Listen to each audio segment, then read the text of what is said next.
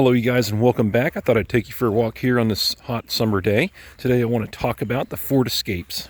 If you're new to the channel, welcome. I'm a ex-Ford transmission tech with over 10 years of experience on the job. And I like to make how-to videos and informative videos as well, such as this, to try to steer you in the right direction and save you money. So on a Ford Escape 2013 through 2019 is what I'm going to focus on here. Is it worth fixing the transmission? I'll touch base on the engines as well. Short answer, it is, but it depends. So if you're at the dealership, a new transmission, 6F35 6-speed on an Escape may run you $7,000 to $10,000, unfortunately. And it is a common issue.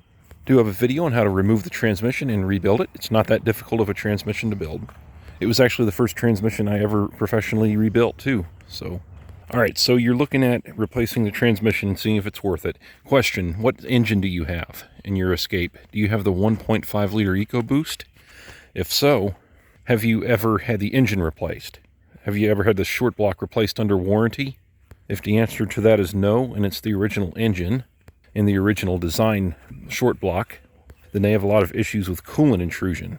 Keep that in mind when you're considering whether or not you should rebuild your transmission or replace your transmission.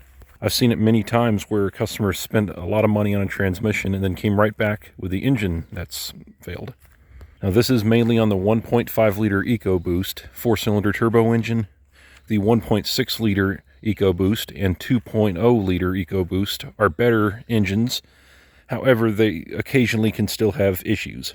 Now if you have a 2.5 liter engine, naturally aspirated, you can put a new transmission in that thing and it'll last you another, it'll last you near indefinitely. Those engines are rock solid. They're excellent engines, excellent. And with a new transmission, if you service the fluid in the transmission every 30,000 miles, drain and fill it 3 times, keep it fresh, brand new and clean, that Escape should last you a very long time without any major issues.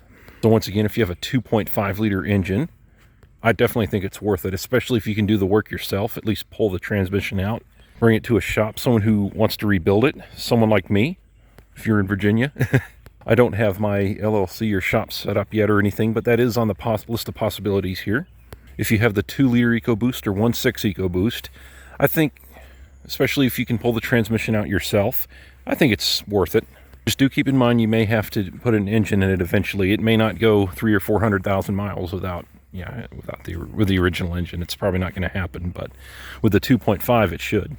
Once again, every 30,000 miles, I would drain and fill the transmission every few times because the 6-speed is very hard on fluid. It'll turn black and gritty in no time, and that's what causes the filter to restrict and the pump to fail there. That's my theory on it, and that is a widespread major issue, which can be prevented with regular over-maintaining of the transmission. Something to consider if you have the 1.5 liter EcoBoost. Look around at the junkyards. Their websites will have the VIN numbers.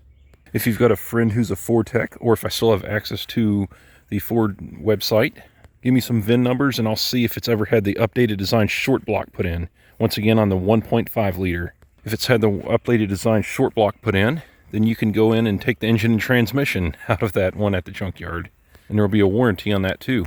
And that redesigned 1.5 short block there that would come in that junkyard engine would be a very, very reliable engine, especially compared to the original design short block.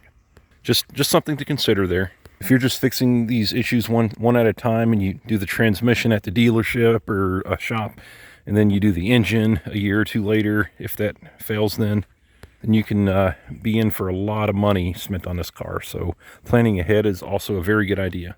Important point here, when you have the transmission out and you're rebuilding it or replacing it, put a new flex plate on the back and the bolts for it. The flex plates are very bad about cracking, and that can lead to damage to the torque converter and front pump. All right, so in summary, I think especially if you can do some of the work yourself, I think it's worth fixing them. The 1.5 liter 4-cylinder is the problem child. If you have the redesigned short block or the engine's been replaced by Ford before under warranty or out of warranty, then you should be good there. And I do believe it would be worth fixing the transmission in that case as well. And if you have the 2.5 liter engine, very, very reliable. Pretty much like you're driving a Focus with a regular automatic at that point. So it's definitely worth fixing, and then just over maintain the transmission after that to keep it going for near indefinitely. Guys, I sure do hope this video helps. If it does, please let me know below. And if you've got any questions, let me know. Please hit the thumbs button if you want. I've also got a Facebook and Discord group where you can ask your questions as well. Have yourselves a great day and good luck to you.